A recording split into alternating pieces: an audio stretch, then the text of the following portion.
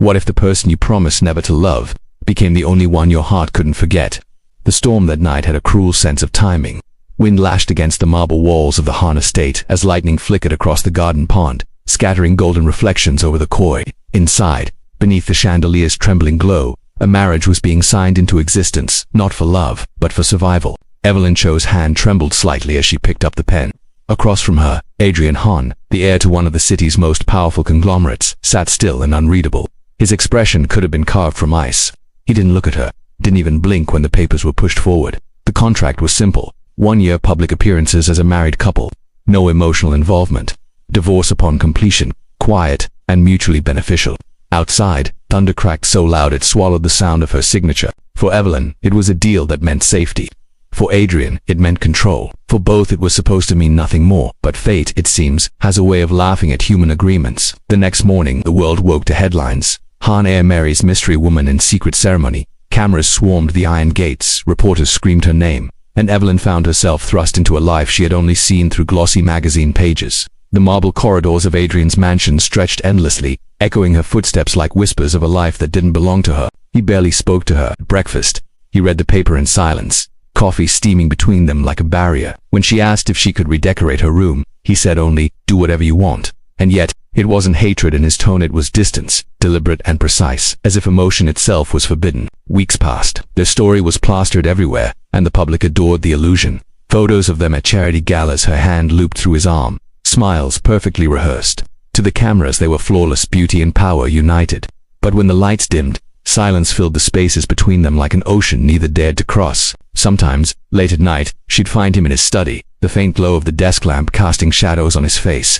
There was something broken in his stillness, something unspoken that kept him anchored to that room long after midnight. Once, she almost asked, but then he looked up, and the coldness in his eyes reminded her it wasn't her place. Until the night she found the photograph. It was tucked inside an old leather notebook on the bookshelf, a photo of a young woman with gentle eyes and a smile that felt familiar somehow. On the back, in careful handwriting, were the words, "For when I forget why I began." Evelyn froze. The air in the study felt heavier, colder. That night, she couldn't sleep. Her mind kept circling back to that smile, that note, and the question she wasn't supposed to ask. The next morning she tried to keep her distance. She buried herself in the charade, attending luncheons, smiling for cameras, living out the script of the perfect wife. But the image of that photo haunted her. It lingered in her mind like a ghost she wasn't meant to see. Then, something shifted. It was subtle, a moment in the kitchen, sunlight spilling through the windows as she reached for a glass. Adrian walked in, unannounced, tie loosened, expression softer than she'd ever seen. Their eyes met.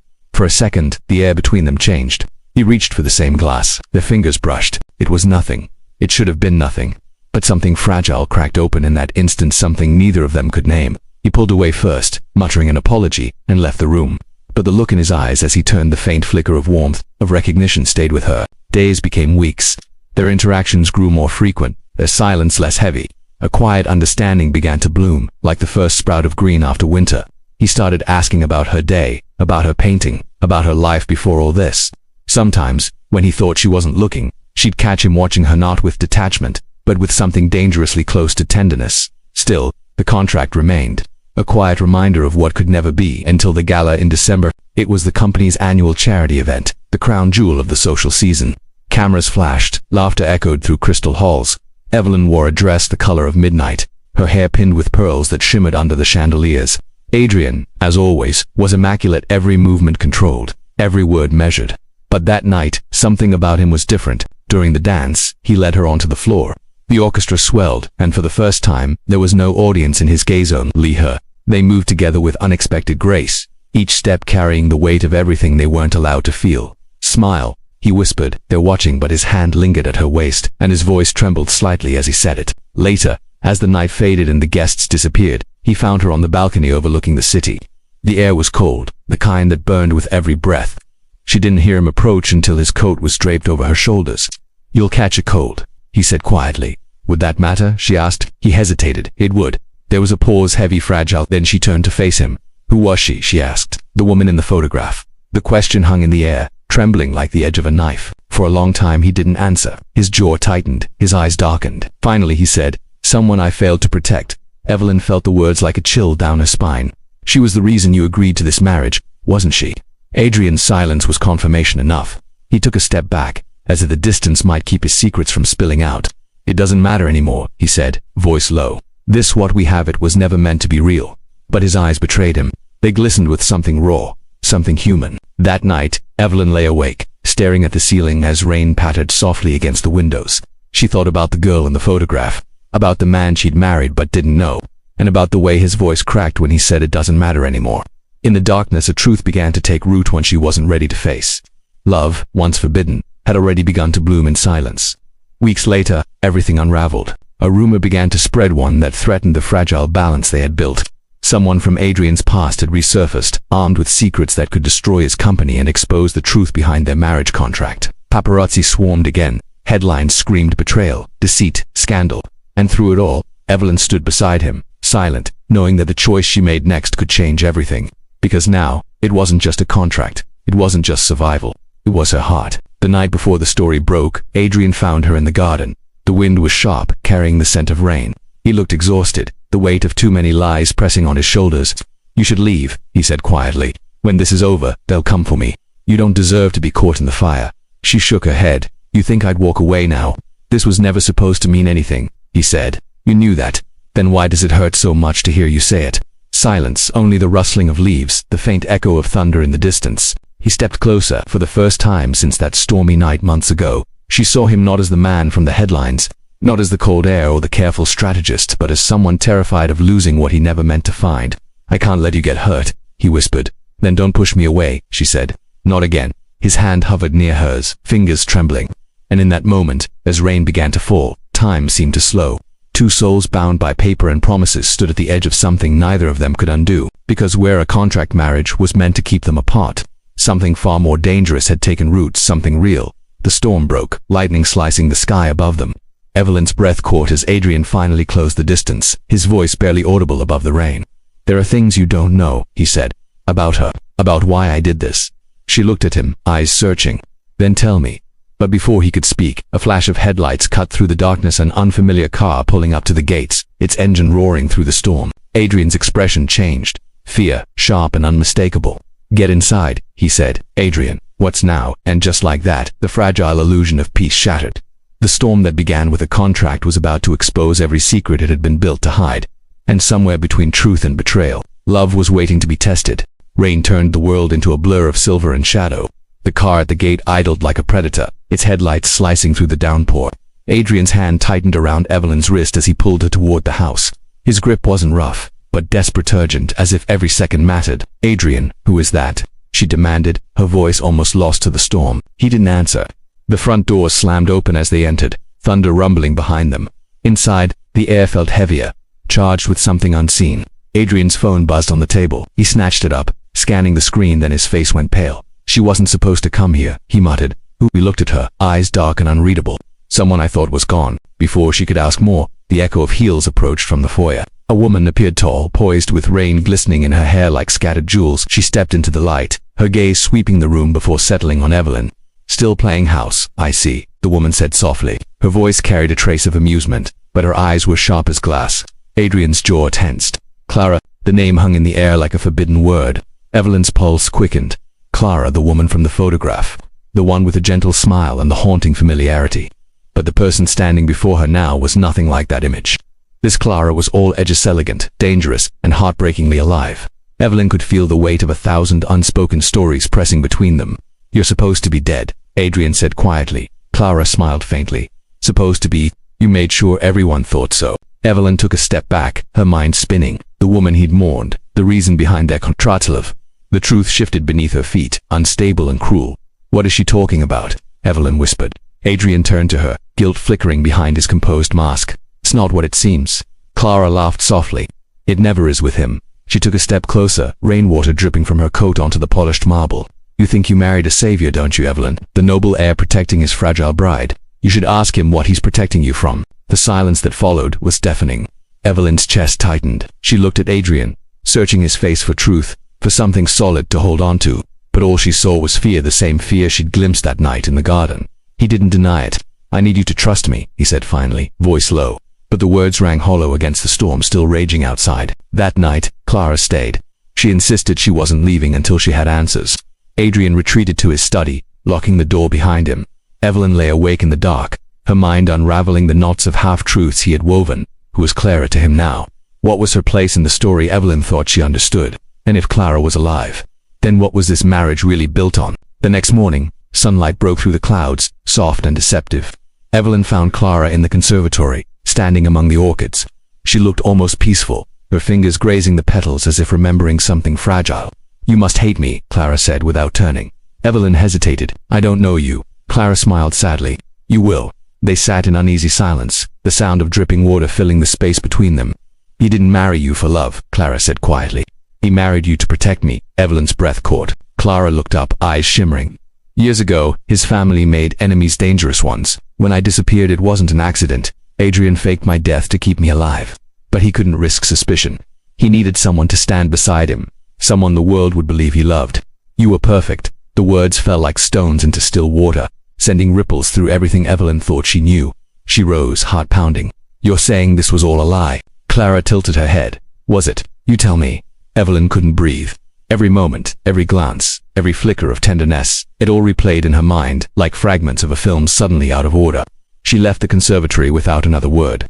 When she found Adrian, he was sitting by the window, staring out at the garden where they had stood during the storm. His hands were clasped tightly, knuckles white. "How long were you going to keep lying to me?" she asked. He turned, eyes filled with exhaustion. "It wasn't a lie then, what was it?" "A mistake," he said softly.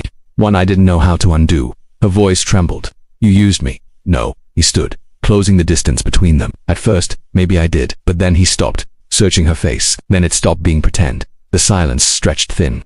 Evelyn wanted to believe him, wanted to cling to the memory of the way he'd looked at her during the dance, the way his voice softened when he said her name. But Clara's words echoed louder. Outside, the wind stirred the garden leaves. Inside, everything was unraveling. In the days that followed, the mansion felt colder. Clara stayed, moving through its halls like a ghost from another life. Adrian threw himself into work, avoiding Evelyn whenever he could. And Evelyn, she drifted between rooms, haunted by the feeling of being both necessary and invisible. But the city didn't sleep. News began to spread again, rumors of corporate betrayal, of a hidden scandal involving the Hahn family, whispers of a rival conglomerate preparing to strike. And then, one evening, Evelyn found the letter. It was hidden inside Adrian's desk, beneath a stack of old documents. The handwriting was Clara's. "If you're reading this, it means I failed again. The company isn't safe. They're coming for you and for her. Don't let her pay for what I started." Evelyn stared at the words, her pulse hammering. For what I started? What had Clara done? When she confronted Adrian, he didn't deny it. "Clara was involved in something before she disappeared," he said quietly, "an internal leak. She thought she was helping someone she trusted, but it nearly destroyed us all. My father covered it up, but there were consequences, and you think they'll come after me? They already have." His voice broke slightly. "The night she arrived, the car at the gate hit. Wasn't just her. Someone followed her here. I've been trying to keep you out of this." Evelyn's heart ached with a strange mix of fear and defiance. "Then stop trying to protect me by lying." He looked at her, really looked at her, as if seeing her for the first time. "You don't understand. If anything happens to you, But before he could finish, a sudden sound shattered the moment. A crash from downstairs. Glass breaking. They rushed out of the study. In the foyer, the front doors were open, wind howling through. Clara stood frozen by the entrance, a dark figure silhouetted in the rain behind her. "Run," she whispered. A masked man stepped forward, his voice low and deliberate. "You should have stayed gone, Clara." The next seconds blurred. Adrian lunged forward, grabbing Evelyn's arm and pulling her behind him. The intruder raised something metallic, a gun. Clara moved faster than thought, stepping between them as the shot rang out. The sound was deafening. She collapsed, crimson spreading across her coat like a bloom of ink. The intruder fled into the storm before anyone could react. Adrian dropped to his knees beside her, his hand shaking. "Clara, stay with me." Evelyn knelt too, pressing her trembling hands against the wound, her vision clouded with tears. Clara's eyes fluttered open. "I told you it would catch up to me." "Don't talk," Adrian said, voice breaking. "We'll get help." But she smiled faintly. "You already did. You found her." Her gaze shifted to Evelyn. There was something like peace in her expression. "Don't let him turn to stone again." And then she was gone. The storm outside eased, the rain slowing to a whisper. Inside, time seemed to hold its breath. Hours later, after the police had come and gone, after the sirens had faded, the house was silent. Adrian sat alone in the study, the photograph the same one Evelyn had found months ago lying on the desk. Evelyn entered quietly. She didn't speak at first. The air between them was thick with grief and unfinished words. "She loved you," Evelyn said softly. He nodded. "And I failed her twice." "You didn't." He looked up, eyes rimmed red. "Didn't I?" Evelyn took a slow breath. Maybe protecting people isn't about building walls. Maybe it's about letting someone stand beside you when the walls fall. For the first time in months, he didn't look away. Outside, dawn began to break, pale and uncertain. The first light touched the wet leaves in the garden, casting everything in silver. "I don't know what comes next," he said quietly. "Neither do I," she replied. "But maybe it's time we stop pretending we do." He looked down at Clara's photograph one last time, then closed the notebook gently. When he stood, there was something different in his eyes, not the cold control that had once defined him, but a quiet surrender. As they walked out together, the house behind them felt both heavier and lighter, like a chapter closing on its own.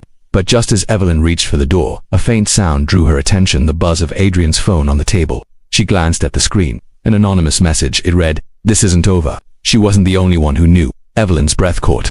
Outside, the world was waking. Inside, the shadows had only begun to stir.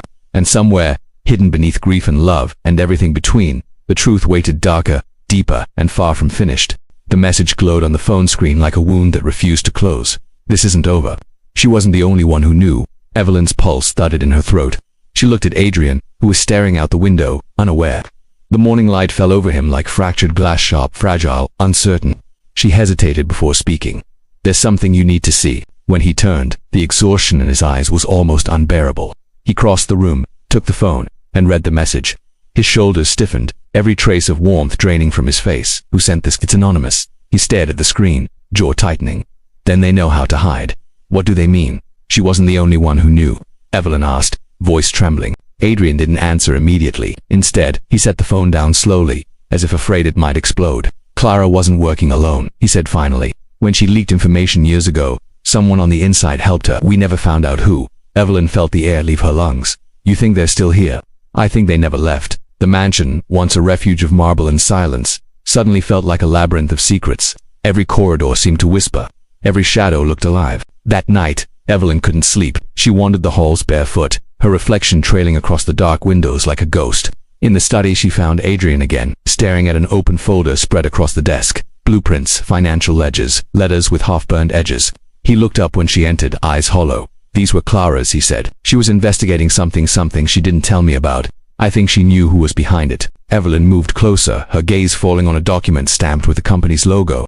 There was a list of accounts, each linked to offshore transfers. The amounts were staggering. "Someone's been moving money," she murmured. Adrian nodded. "Using shell companies. It started years ago, around the time Clara disappeared. Whoever's doing this, they're using the Han Corporation to funnel funds for something bigger." Lightning flickered outside. The storm had returned, softer this time but steady like a pulse. Evelyn brushed her fingers over one of the papers, and Clara found out. "Yes," Adrian said quietly. "That's why they tried to kill her." She looked at him. "And now they'll come for you." He didn't deny it. Over the next few days, the mansion became a place of strategy instead of grief. Adrian moved like a man haunted but focused, gathering files, making calls in the dead of night. Evelyn watched him change, his calm precision turning sharp, desperate. He barely ate, barely slept. Once she found him in the garden just before dawn, the mist curling around him like breath. He was staring at the koi pond, where the water reflected a pale sunrise. "She died for something I can't even name," he said. "I won't let it happen again." Evelyn stepped closer. "You're not alone this time." He looked at her, then really looked, tanned for a heartbeat. The weight he carried seemed to lift. But peace is a fragile thing. Later that morning, a call came from the company headquarters. A fire had broken out in one of their storage facilities, an accident, they said. But Adrian's face went white when he heard it. "That's where we kept the archived contracts," he whispered, "the ones tied to the missing funds." He didn't wait for a driver. Within minutes, they were in his car, the city speeding by in streaks of gray and gold.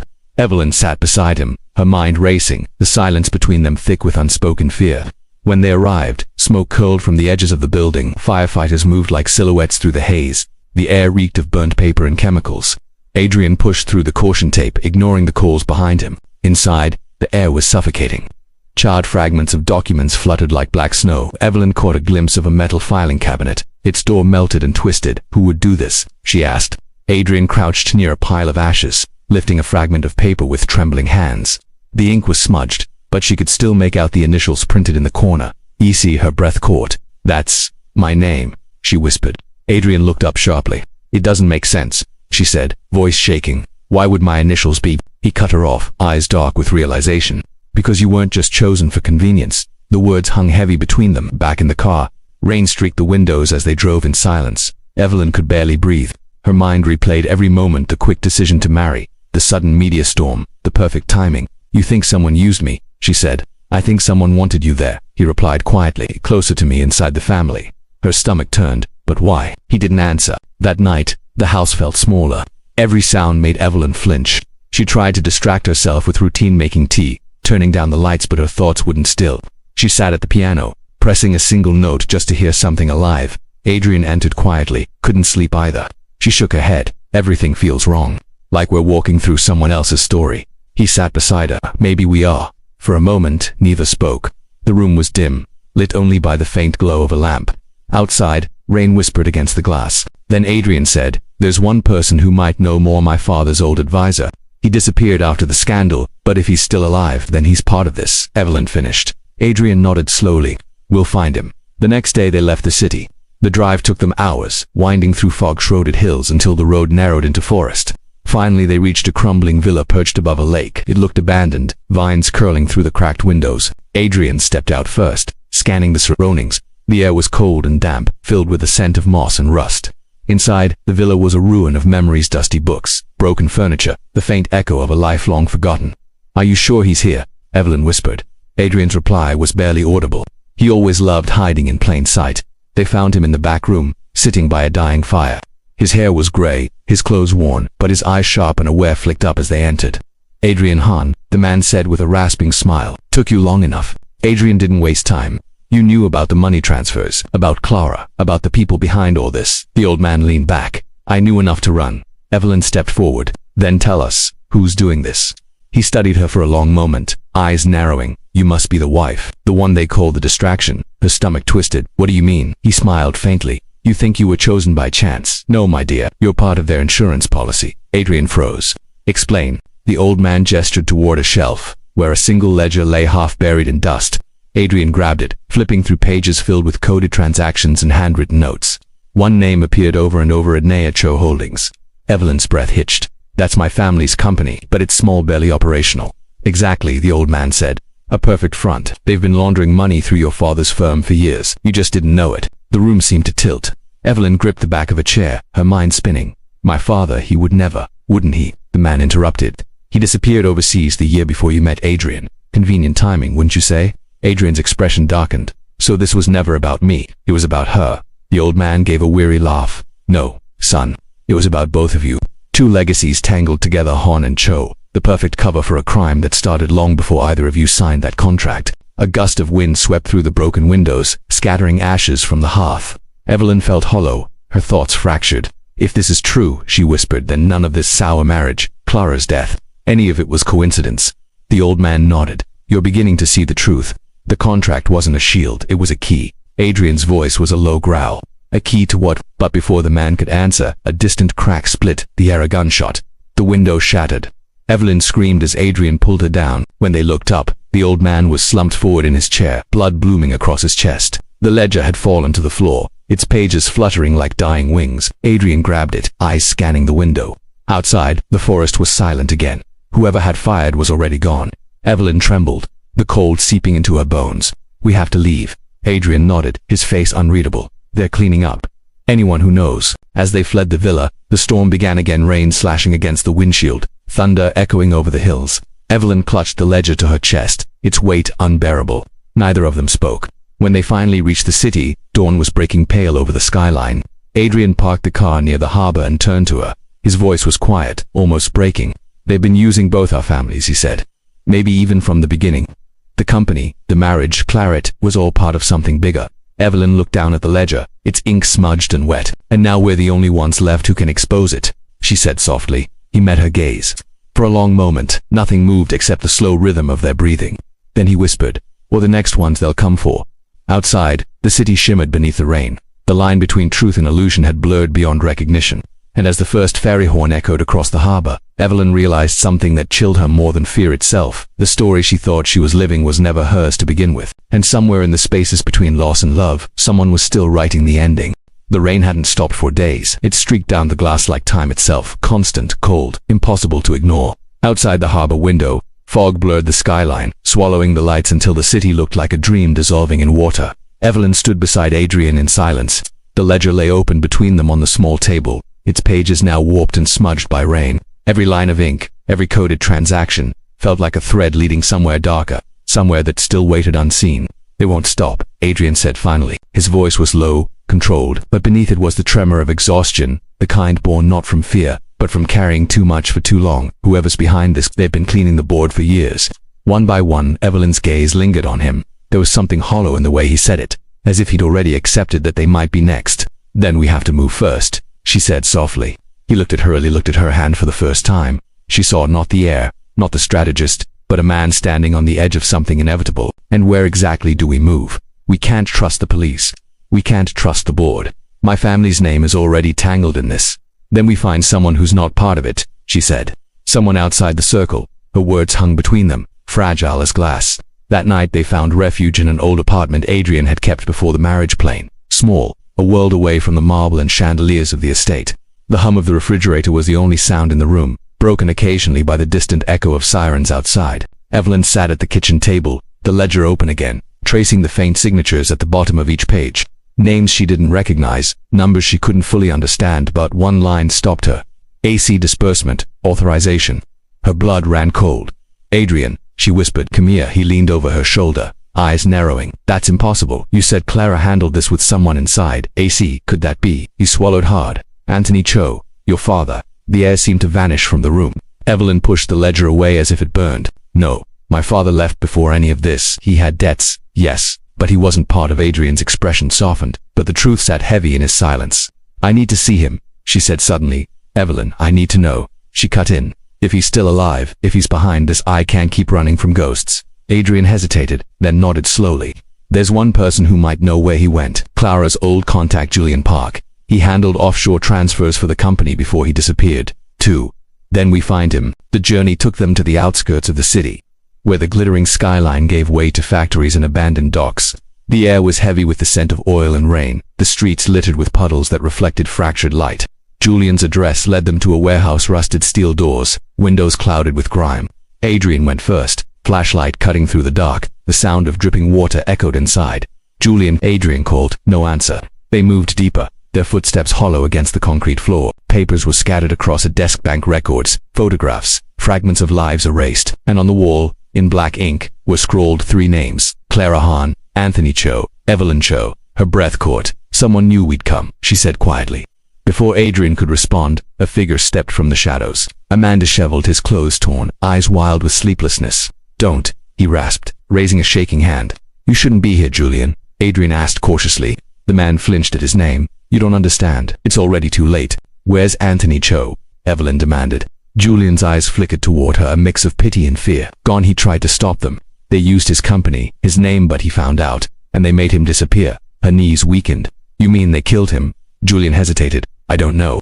But they needed someone to replace him, someone the public would never suspect. That's why they brought you in. Adrian stepped forward. Who are they, Julian? Who's running this? Julian looked toward the far corner of the warehouse, where a single security monitor flickered to life. On the screen, a still image appeared. An office, sleek and modern, and behind the desk sat a woman. It took Evelyn a moment to recognize her. Mrs. Hahn, Adrian's mother. Her heart stopped. Adrian froze where he stood, his expression blank, uncomprehending. That's not possible. Julian's voice trembled. She's been behind it from the beginning. Every decision, every cover-up. Clara discovered it years ago. That's why your mother had her removed. Evelyn turned to Adrian, but his face had gone pale, drained of all color. No, he whispered. She wouldn't, she couldn't. She did, Julian said. She built the empire on secrets and blood. When Clara tried to expose her, she made it look like betrayal. She even used your father's death to protect herself. Lightning flashed through the cracked windows, washing the room in white for an instant before plunging it back into darkness. Adrian stood still, shoulders trembling. Evelyn wanted to reach for him, but the space between them felt impenetrable. Julian continued, voice breaking. She needed an heir to distract the press, to stabilize the company's image. That's why she orchestrated your marriage, Adrian, to tie both families together, keep Evelyn close, silence the Cho name once and for all. Evelyn's breath hitched. The contract marriage. Julian nodded. It was never about saving either of you, it was about control. The words hung heavy in the air, and for a long moment, none of them moved, only the rain against the roof, steady as a heartbeat. Then Adrian's phone buzzed. One new message. He looked down. No name, just a single sentence. Come home before the board meets or everything burns. His mother's words. Evelyn saw the war in his eyes, the disbelief, the fury, the heartbreak. You're not going back alone, she said quietly. He didn't answer. His gaze was locked on the phone, the rain casting streaks of light across his face. "If this is true," he murmured, "then I've been protecting the wrong person all along." The drive back was silent except for the sound of tires slicing through wet asphalt. The city loomed ahead, lights flickering in the distance like dying stars. Evelyn watched Adrian's hands on the wheel steady, controlled, but his knuckles were white. "Adrian," she said softly, "if she really did this, what will you do?" He didn't look at her. The only thing left to end it. By the time they reached the estate, dawn was breaking again. The gate stood open, the guards gone. The mansion was eerily quiet, its windows dark. They stepped inside cautiously. The scent of lilies filled the air, faint, deliberate. Evelyn's stomach turned. Flowers for morning. Adrian moved first, leading her toward the grand hall. The lights were on, their soft, golden, and deceptively peaceful. And sitting beneath the chandelier, calm as a queen awaiting confession, was Mrs. Hahn. She smiled when she saw them. "You finally found your way back." Adrian's voice was ice. "How long have you been lying to me?" Her smile didn't falter. "Lying, Adrian. I've been protecting you, protecting me." He took a step forward. "You murdered Clara. She made her choice," his mother said quietly.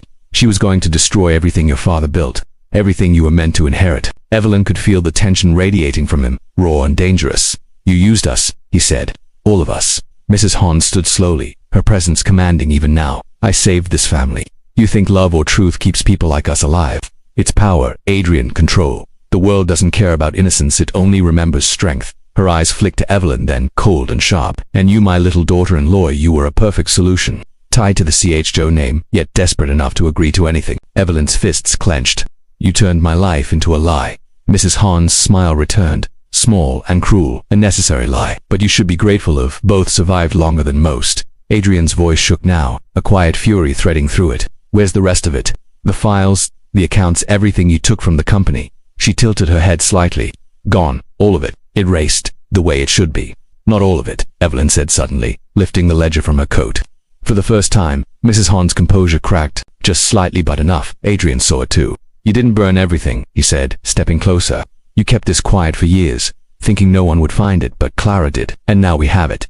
The air between them pulsed with tension. Rain hammered against the windows, wind rattling the glass. Mrs. Hahn's eyes darkened. "You don't know what you're doing, Adrian. That ledger can destroy this family, this company, everything your father worked for." "Then let it burn," he said. For a heartbeat, silence, then a faint sound, a click, almost imperceptible. Evelyn turned just in time to see the shadow move behind them.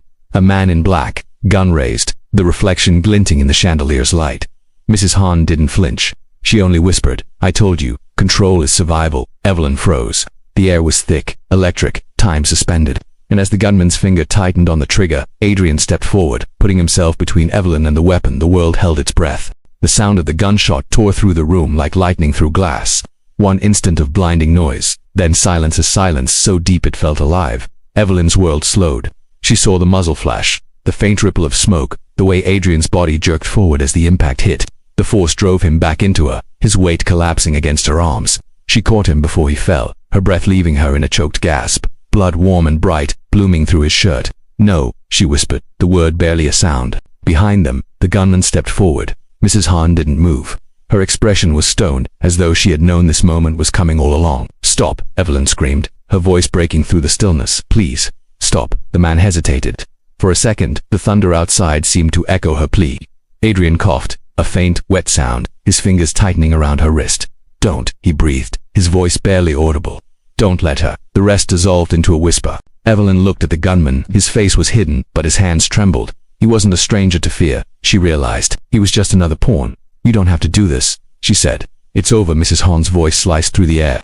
"It's never over." She stepped forward, her heels clicking softly against the marble, the sound deliberate, chilling. "He made his choice," she said, looking down at her son, then at Evelyn. "And so have you." Evelyn rose slowly, her hands shaking but her eyes clear. The rain hammered against the windows now, relentless. "You used him," Evelyn said. "You used all of us, but you can't control everything anymore. It's done." Mrs. Hahn tilted her head, almost pitying. "You think exposing me will make a difference? The board will protect me. The public will believe what I tell them. They always have." Evelyn's voice steadied. "Not this time." She reached into her coat pocket and pulled out the small black recorder, its red light blinking faintly. Mrs. Hahn's smile faltered. "I started recording the moment we stepped inside," Evelyn said. "Every word, every admission. The press is already waiting for a statement." For the first time, Mrs. Hahn's mask cracked, her voice hardened, trembling with fury. "You naive girl. Do you know what you've done?" Evelyn met her gaze. "Yes." The gunman moved then, uncertain, glancing between them. Mrs. Hahn's hand twitched a signal. But Adrian, still conscious despite the pain, forced himself upright just enough to grasp a fallen vase beside him and hurl it toward the man. It shattered against the wall, startling him. The gun clattered from his hand. Adrian's breath came ragged, his voice hoarse. "It's over, mother." Mrs. Hahn's eyes flash, fear, rage, disbelief, all tangled together. "You would destroy your own bloodline for her." He met her gaze, pain sharpening his words into truth. "For the first time, I'm saving it." The moment hung, suspended between ruin and redemption. Then Mrs. Hahn turned and fled toward the corridor, her footsteps echoing through the hall like the fading pulse of an empire collapsing. The gunman followed, disappearing into the storm outside. Evelyn dropped to her knees beside Adrian, pressing her hands over the wound. "Stay with me," she whispered. "Please." He smiled faintly. "You're shaking." "I'm not," she lied. "You always do when you're scared." His voice was soft, almost tender. "It's how I knew you weren't made for this world." Tears blurred her vision. "Then take me out of it." He laughed once, weakly, the sound cracking. "Always giving orders." Don't joke, but he did, even now, even bleeding, because that was who he was, stubborn, unyielding, and too proud to surrender. "Evelyn," he whispered, "you have to go. They'll come back. I'm not leaving you. You have to." He reached up, his fingers brushing her cheek. "Take the ledger. Take the recording. Make it mean something." The air around them trembled with sirens distant, rising. Someone had called the police, maybe a neighbor, maybe fate itself finally catching up. Evelyn's tears fell onto his hand, mixing with the blood. "You're coming with me," she said, voice breaking. He didn't answer. The sirens grew louder. She pressed her forehead against his, feeling his breath in Evan fading. "Adrian," she whispered, "look at me." His eyes fluttered open. The storm outside roared, but in that moment everything else fell away. "You found what I couldn't," he murmured, "the truth, and it cost everything." He smiled faintly. "Then at least it cost something worth keeping." The door burst open. Officers flooded the hall, voices sharp, echoing. Evelyn didn't move. Her hand stayed on him, as if her touch alone could hold him here. Paramedics came next, pushing her gently aside. She stumbled back, numb, watching as they lifted him, the world around her spinning too fast, too bright. One of the officers stopped her. "Ma'am, you're bleeding." She looked down, her hands, her clothes streaked red. "It's not mine," she said quietly. The rest blurred the flashing lights, the endless questions, the ride to the hospital. Hours passed without shape or meaning. When she finally sat in the sterile waiting room, dawn was breaking again. She'd lost count of how many times the sun had risen since this began. It felt like years trapped inside a single storm. A doctor approached. His expression told her everything before he spoke. "He's alive," he said, "but critical." Evelyn's breath hitched. Relief and dread collided inside her. "He needs time," the doctor continued. "And so do you." She nodded, barely hearing. Her gaze drifted to the window, where the rain had finally stopped. Later she found herself standing outside his room, the steady beep of monitors filtering through the half-closed door. Adrian lay still, pale against the white sheets. For a long time, she couldn't move. Inside, she took his hand, tracing the faint pulse beneath his skin. "They can't bury the truth anymore," she said softly. "I sent it all the recordings, the ledger, the files. It's over." But even as she said it, she knew it wasn't. Not completely. Truth had a way of cutting through years, of finding new faces to wear. She looked out the window again. The world outside was shifting, the first headlines already breaking, the empire unraveling, the name Hahn no longer untouchable. And beneath it all, a single question lingered, one that had followed her since the beginning. What happens when the lie ends and the love that grew inside it is all that remains? She closed her eyes, resting her forehead against his hand. "You once said we couldn't choose where a story begins," she whispered. "Maybe that's true, but we can choose where it ends." A faint sound, his voice, weak but alive. "Then where does ours end?" She looked up. His eyes were open, glassy with pain but awake. "It doesn't," she said. "It changes." He smiled, a small, fragile thing, and the monitor's steady rhythm filled the silence that followed. Outside, the sun finally broke through the clouds, spilling light across the city. Reporters crowded the gates, cameras flashing, but inside the hospital room, the world was quieter. Later that day, the news would spread. Mrs. Hahn had been arrested attempting to flee the country. Evidence from an anonymous source of Evelyn's recordings, the ledger, the confession, had exposed decades of corruption. The empire she built was falling, piece by piece. But Evelyn didn't watch the news. She stayed by Adrian's side as hours passed into evening, her thoughts drifting somewhere between exhaustion and peace. For the first time in months, the silence between them wasn't made of fear. It was something softer, an understanding that the war was over, even if the scars would remain. He stirred, his fingers brushing hers. "You should rest." "So should you," she said. He smiled faintly. "If I sleep, promise me you'll still be here when I wake." She leaned closer, her voice barely above a whisper. "I'm not going anywhere." The city lights flickered beyond the glass, a constellation of promises waiting to be rewritten. For a moment, Everything held still, the hum of the machines, the quiet rhythm of his breathing, the faint scent of rain that still clung to the air. And as night deepened, Evelyn realized that love, even born from a lie, had become the only truth left standing. Outside, the storm had passed, but its echoes would live in the ruins of the old world they'd survived, and in the fragile flickering hope of whatever would come next. Because sometimes, the heart doesn't choose the perfect story, it simply chooses to keep beating through the wreckage, waiting for the dawn.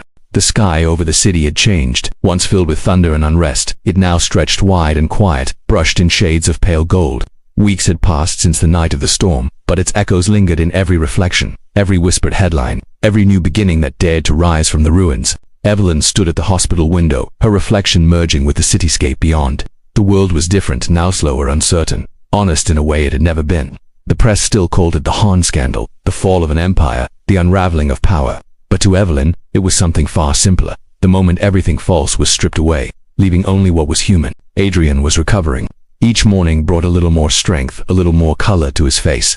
Sometimes she found him reading quietly, the faintest trace of a smile on his lips, as if he had learned to find beauty in stillness. Other times he slept for hours, and she would sit beside him, her hand resting near his, counting the steady rhythm of his breath like it was the heartbeat of the world itself. The doctors said he'd heal, but not quickly. The bullet had missed anything vital by inches a chance, they said. A miracle, she thought. And maybe that was what this entire story had been, a fragile thread of impossible survival, holding two people together through lies, through loss, through a contract that was never supposed to feel like love. When he could finally walk again, they left the city. Not far, just beyond the hills where the skyline faded into open air. The house they found was small, framed by wildflowers and wind, the kind of place that belonged to silence. It didn't look like much from the outside, but inside it felt real, lived in, unpretentious. Adrian moved through the rooms with slow wonder, as if rediscovering the world one shadow at a time. Evelyn watched him, sometimes from across the room, sometimes from within his reach, and she realized that in the quiet they no longer needed words. They planted a small garden behind the house, a stubborn, hopeful act of creation. Neither of them had done anything like it before. They didn't know when to plant or how much to water, but the soil was kind, the light gentle. Things grew. It was there, one afternoon, as the light broke softly through the leaves, that Adrian said the thing she had been waiting for, though she hadn't known it. You know, he began, turning the dirt with his hands, when this all started. I thought the world was something you could control if you just worked hard enough, if you made the right moves, kept your secrets close. She glanced at him, and now he smiled faintly. Now I think the world was never meant to be controlled, it was meant to be understood, maybe even forgiven. Evelyn leaned back against the fence, her gaze drifting to the horizon. Forgiven for what? For being unfair, he said softly, for breaking things before they ever had a chance to grow. The wind picked up, scattering petals across the dirt. She thought of her father, of his disappearance, of the choices he made to protect her from a truth too heavy for her to carry back then. She thought of Clara, whose name had almost been erased from history but whose courage had set everything in motion. And she thought of Mrs. Han, now facing trial, her empire dismantled piece by the very power she once wielded like a weapon. Evelyn had visited her once, weeks after the arrest. The meeting had been brief. The older woman sat behind glass, smaller somehow, her once commanding voice replaced by a quiet resignation. You won, she had said, though there was no malice in it, only fatigue. Evelyn had shaken her head. No one won. Mrs. Han had smiled, then an empty, wistful smile. You sound like Clara, that had stayed with her. The way the past finds new voices to continue what it began. Now, watching the wind move through the garden, Evelyn felt the truth of it. Stories don't end when justice is served. They linger in memory, in change, in the way people decide to live after everything falls apart. That night, as dusk settled, they lit a small fire outside. The flames cracked softly, reflecting in Adrian's eyes. He was stronger now, his voice steady, his movements deliberate. But there was a gentleness in him that hadn't been there before, quiet peace that comes only after surviving what should have destroyed you. Do you ever think, he asked, that if we hadn't signed that contract, none of this would have happened? Evelyn smiled faintly, all the time, and she stared into the fire. And I think we were meant to, even if it began as a lie. He nodded slowly. The best truths usually do. For a long time neither spoke. The night was calm, the air cool and fragrant. The sound of crickets hummed softly around them. Evelyn closed her eyes, listening to the rhythm of it, all the way the earth breathes when no one is trying to command it. Somewhere far away, the news continued. Trials, investigations, new leaders rising where old ones had fallen. But here, none of it reached them. Here the world felt small enough to understand again. Weeks turned to months. The garden bloomed, the air grew warmer, and life slowly, insistently moved forward. Adrian began writing again. Not ledgers this time, not reports or statements, but stories. Fragments of things he remembered, pieces of truth wrapped in fiction. Evelyn painted something she hadn't done since she was a child. They never spoke of selling or publishing any of it. Creation, for them, was enough. Sometimes, she would wake before dawn and walk to the ridge behind the house. From there, she could see the city in the distance, a cluster of lights flickering like memory. She would think about how far they had come, how easily the world could twist people into shapes they no longer recognized, and how rare it was to find someone who saw you clearly through all of it. One morning, Adrian joined her there, his hand slipping into hers. "You still think about them," he said quietly. "Sometimes," she admitted, not with anger anymore, just wondering who they were before all of it. He nodded. "I do too." They stood there for a while, watching the sun climb over the skyline. The light spilled across the fields, soft and unhurried, touching everything equally, the broken and the whole, the remembered and the forgotten. Evelyn spoke then, almost to herself. "It's strange, isn't it, how something that began as a lie became the truest thing we've ever known?" Adrian looked at her, his eyes warm. "Maybe that's how truth works. It hides inside the things we don't understand until we're ready to face it." She smiled. "And love?" He hesitated, then said, "Love is what's left after truth stops hurting." For a long time, the only sound was the wind moving through the grass, the distant hum of the city waking up. Evelyn felt it all, the weight of what they had lost, the beauty of what they had found, the strange quiet between endings and beginnings. The world had taken everything from them once: safety, certainty, control. But in its place, it had given them something rarer: freedom. Not the kind that comes from running away, but the kind that comes from staying, facing the wreckage, choosing to build again. As they walked back to the house, the day unfurled gently ahead of them. There would be new challenges, new shadows waiting in corners they hadn't yet seen. But for now, there was light, there was breath. There was the simple, unspoken truth that they had survived together. That evening, Evelyn found the old recorder on the shelf. Its red light had long since died, but when she pressed play, the faint hiss of static filled the room. And beneath it, a voice hers, saying the words she hadn't remembered recording. "Sometimes the heart learns to love in places it was never meant to. And sometimes, that love is what saves it." The recording ended there. She turned toward Adrian, who was watching her from across the room. "I forgot I said that," she murmured. He smiled. "Maybe it was never meant for you to remember, just to live." Outside, the night deepened, stars rising one by one. The fireflies began to drift through the grass, their light soft, fleeting, infinite. Evelyn stepped out into the open air, closing her eyes. The world smelled of rain and earth and quiet redemption, and as she stood there, feeling the rhythm of her breath match the rhythm of the world around her, one thought came to her, a thought as fragile and enduring as the first light after the storm: that maybe every story, no matter how broken its beginning, is simply trying to find its way back to the truth. And when it does, when the last lie falls away, and the last storm passes, what's left isn't perfection, it's peace. The wind moved softly through the garden.